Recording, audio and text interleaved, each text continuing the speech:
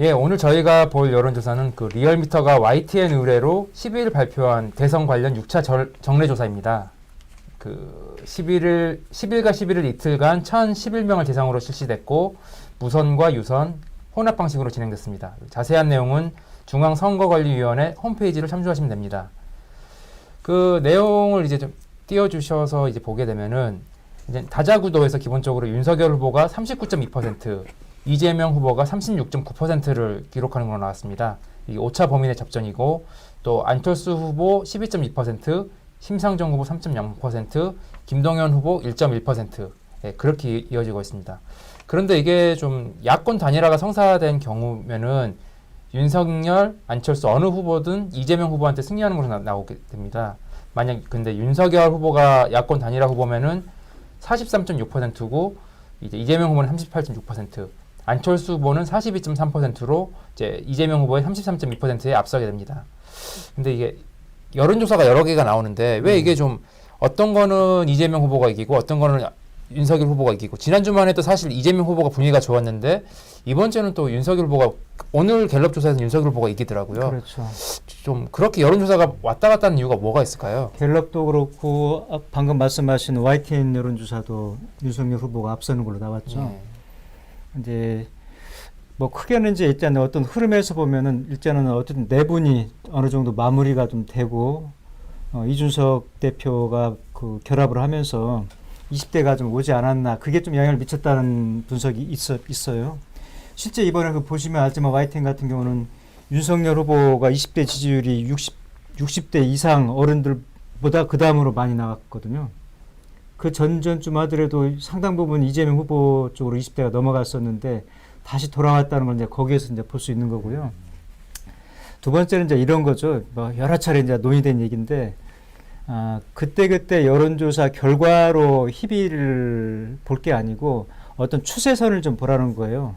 누가 계속해서 오르막 추세에 있는 건지, 정치의 박스에 갇혀 있는 건지, 또 하락세를 타고 있는 건지인데, 그런 추세 흐름에서 볼 때 이재명 후보는 박스에 갇혀 있다고 보는 게 맞거든요. 왜?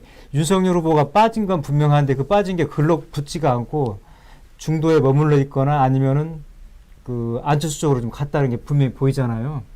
그런 추세를 우리가 눈여겨서 볼 필요가 있고요.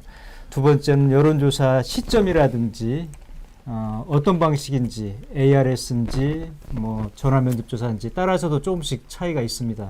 그러니까 예를 들어서 흔히 이제 이렇게 알려져 있죠.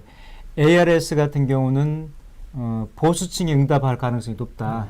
아무래도 어르신들이 집에서 전화를 받으시니까. 그렇죠. 그러기도 하고 기계음을 끝까지 안 끊고 응답을 하는 사람들은 굉장히 정치에 관심층이라는 거죠. 그렇죠. 관심 많으신 분들. 쉽게 말씀드리면 나쁜, 흔히 하는 말로 하면 빠 같은 사람들인데 그런 걸로 볼 때 이제 보수층이 좀 높은 거고요. 전화면접조사는 아무래도 지식인 계층이라든지 직장인들, 그래서 아무래도 그 사람들은 전화가 또 평일날 가면 또 받기가 쉽지 않다. 그래서 그렇죠. 시점이라든지 조사 방법, 수단 이런 거에 따라 달라지는데 다시 말씀드리면은 거기에 따라 조금씩 변화는 있을 수 있습니다만 우리가 봐야 될 것은 추세선을 좀 볼 필요가 있겠다.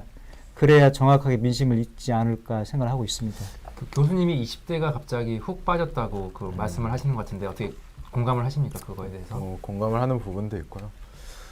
지난주까지만 하더라도 이재명 후보가 모든 여론조사죠. 단 한 곳도 빼놓지 않고 다 이겼어요. 그렇죠. 연초. 다 이겼는데 이번 주 월요일부터 금요일까지 나온 여론조사를 보면 어떤 것은 이기고 어떤 것은 진 걸로 나오는데 뭐 이거는 일단은 윤석열 후보와 이준석 당대표의 갈등이 끝났고 이준석과 국민의힘의 갈등이 끝났다고도 볼 수 있겠죠.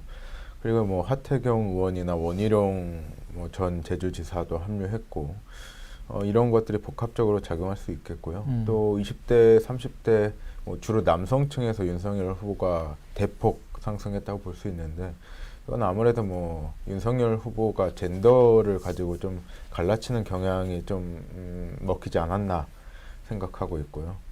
아무래도 20대 남성, 30대 남성층은 즉각적인 반응을 보이는 유권자잖아요. 그렇기 때문에 한 가지 이슈나 사안에 따라서 이렇게 크게 변동폭이 있는 것은 뭐 우리 정치에 당연하다고 생각하고요. 그리고 또 조사 방식에 따라 좀 봐야 될 것 같아요. 교수님께서 뭐 전화 면접이나 ARS 말씀해 주셨는데 일반적으로 뭐 4.7 보궐선거 때를 보면은 2030 투표율 한 40% 중후반대로 나오잖아요. 이것은 제가 볼 때는 투표는 고관여층이 한다고 생각하거든요. 전화 면접 조사는 사람이 사람한테 물어보는 거라 끊기도 사실 좀 뭐해요. 그렇죠. 굉장히 뭐 응답률도 높고 한데 끊기 뭐하기 때문에 뭐 본인 생각을 이렇게 말해주는데 ARS는 고관여층이 이렇게 선택을 하기 때문에 저는 개인적으로 그 RDD 아닌 그 선관위에서 받은 안심번호와 ARS가 가장 정확하다라고 생각을 하고 있습니다. 또 뭐 어느 뭐 분들 평론가 분들이 말씀하시는데 표본이 튀었다라는 표현이 있잖아요. 뭐 갑자기 그렇죠. 보수 표본이 많아졌다, 뭐 진보 표본이 많아졌다 하는데 저는 이게 참 의미가 없는 이야기라고 봐요. 이게 어떻게 한정된 뭐 그 표본도 아니고 그 안심번호를 통해서 무작위로 돌린 것에 대해서 뭐 진보 지지하는 그 표본이 늘어났거나 보수 표본이 늘어났거나 하는 것은 사실 논리적으로도 성립이 안 되는 거거든요. 이건 그냥 단지 이슈에 따라서 본인이 평소에는 뭐 민주당을 지지하던 국민의힘을 지지하던 결정을 안 한 사람이 정치에 그렇게 큰 관여가 아닌 분이죠. 한 가지 사안에 대해서 이번에는 내가 민주당을 지지해야겠다라고 결정한 경우라고 생각해요. 그렇기 때문에 뭐 여론조사가 잘못됐다 이렇게 부정하는 것은 옳지 않고 그렇죠. 뭐 저는 지난 일주일간을 보면서 민주당이 좀 분위기가 좋았던 것 때문에 너무 자신만만했던 게 아닌가. 우리가 속된 표현으로 고개 숙이라고 하잖아요. 근데 고개를 잠깐 든 것 같아요. 박지원 국정원장이 그런 말씀하셨죠. 골프랑 선거는 머리 드는 놈이 진다. 참 그게 항상 머릿속에 남는데 항상 겸손한 모습을 보여야지 국민들이 제가 절실한 마음이 있구나. 그래서 지지를 해주시는 것 같습니다. 그러니까 이게 여론조사 지금 나온 것들이 여야 그 야권 단일 후보가 만들어지면 무조건 지는 다 그건 동일하더라고요. 그렇죠. 참 그래서 이제 대선판에서 야권 단일화가 결국 되는 거 아니냐. 지금 댓글에서도 단일화 되겠냐, 절대 불가능할 것이다라고 이제 김미나님, 잘 안 보여서 그러는데 그런 의견을 주셨는데 이게 설 민심 이제 지나면서 이제 정리가 되지 않을까요? 단일화는 저는 상수라고 봐요. 왜냐하면 지금 정권 교체 열망이라고 해야 되나 표현이 좀 이상한데 민주당 입장에서 정권 교체를 원하는 분들이 50%를 넘기고 있는데 안철수 후보도 이에 대한 부담감이 분명히 있거든요. 본인이 지난번처럼 완주하다가 선거에 패배하면 오로지 본인 탓이에요. 덤택이 쓰죠. 네, 덤택이 쓸 수가 있기 때문에 저는 안철수 후보가 15%를 뭐 넘을까 싶은 생각도 있는데 한계선은 분명히 있거든요. 오늘 갤럽이 17%더라고요. 넘었네요. 넘었는데 이쯤에서 단일화 협상을 시작할 때가 되긴 됐다라고 생각합니다. 그 여론조사 마지막 한 번만 더 정리를 하면은 큰 추세는 이래요. 이재명 후보가 어떤 반사이익을 얻은 게 아니고 반사이익은 안철수한테 간 거죠. 그래서 제가 지난주도 얘기했던 게 민주당 섣불로 이게 촛배 들거나 오만하면 안 된다고 제가 그래서 지난주도 그 얘기를 했던 건데 역시나 뭐 일주일 만에 이렇게 여론이 이제 바뀌었잖아요. 그걸 민주당 내부에서도 아마 전략하는 분들은 다 알고 있을 겁니다. 이제 모르는 분들이 일반 지지층에서 환호를 할 뿐이지 아마 전략을 짜고 내부에 있는 사람들은 누구보다 잘 알죠. 압도적으로 이긴 것도 아니고 이게 적어도 한 43% 정도는 나와야 이게 어느 정도 자신할 수 있는데 지금 38 정도에 지금 갇혀 있거든요. 37, 38에서. 최대가 41% 정도 되고. 그걸 한번 이제 정리할 필요가 있겠고 단일화 저도 상수로 보고 있어요. 그러니까 상수를 넘어서 저는 단일화 가능성을 굉장히 높이 봐요. 왜?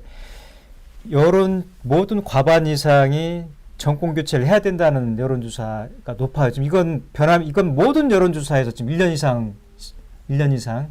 그러면은 안철수도 그 압력을 이겨내기가 쉽지 않다. 지난번 4월 7일 서울시장 재보궐선거 때도 역시 그 논리 때문에 본인이 들어가서 단일화에 들어간 거거든요. 그렇죠.